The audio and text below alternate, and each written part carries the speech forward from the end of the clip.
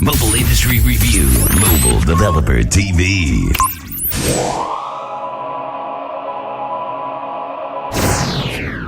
So the company actually started, it was just myself. So at this point, something it was mentioned, something clicked that, hey, there's this thing is missing. And it's interesting, I read this story around the founder of AdMob, where he was mentioning something about how he could, possibly start his own mobile site and try to figure out how to get people to it and all that. Or if he develops this ad network, he helps enable other people to, make money off their sites. And I like that term, enabler. So the analytics might not be an enabler, but it's part of the ecosystem, and you really need it to know how to improve your product and increase engagement, monetization, all the core product management type tasks. So after this company mentioned they'd use anything, I said, well, I know how to program, I'm just going to go out and build this. So the first year was just myself, and the first customer I got about halfway through was Yelp. I wrote to them and said, do you want to try this service? And I don't know if you have anything tracking your mobile site. And the person I talked to there said, yeah, just give me the code. And I thought, well, this is my first sale, so I want to go and do the presentation and show them all the stuff, and so they're like, all right, so I come in and show them all the stuff, and they're like, all right, just give me the code, and they move fast and they install it, and so that was pretty cool. Like they're the first customer using it, and it's been great, working with them.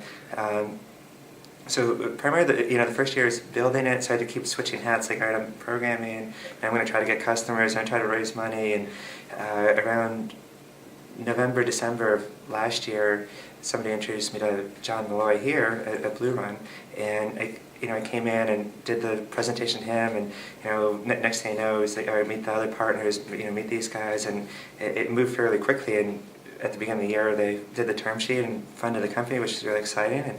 And so now we have 10 people, half of them engineers.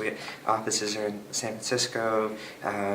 We went for the one customer to, well over, I think we're over 1,200 now, and the amount of page views we were tracking back then, around when I was doing it, it's embarrassing to say how many, it's a couple million page views a month, because it's just myself with a handful of sites. To, we just did about 80 million last month, and that's just the mobile web. We have application tracking too, and a couple of the customers we're working with are about to turn on the full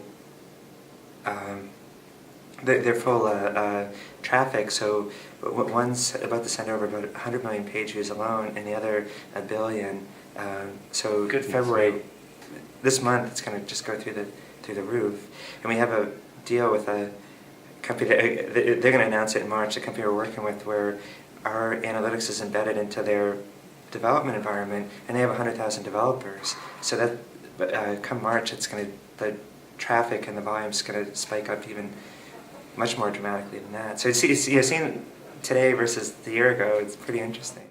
One of the things that sometimes people here don't realize, and I was guilty of this until being part of it when I was at Yahoo, is you can have a mobile site that you think is US-centric, but they get heavy international traffic. So I always tell this one story. We had a customer that they do about 30 million page views a month, and they were convinced they were 100% US usage, that the only links to their site were on US operated decks. And so as soon as we installed the tracking mechanism, it turned out 80% of their traffic was international. So if you're targeting your product service to one audience and your audience is totally different, that's important to know. And that's where we can start saying, like, hey, providing it's one thing to show the data, but how do you act upon it? So you can say, if you really want it to be 100% US usage, these are some of the things to attract, advertise here to get more US users. Or if you realize 80% international, you should probably localize your site. But we pulled some stats, more than 50% of US-based mobile sites have over 25% international traffic, and it's like, I think 30 somewhere percent have more than 50% international traffic. So it's something to think about for these localization decisions. But I think that, so it definitely has there's a global need for it, and since we're hosted Motally, you can use it on any type of site from anywhere,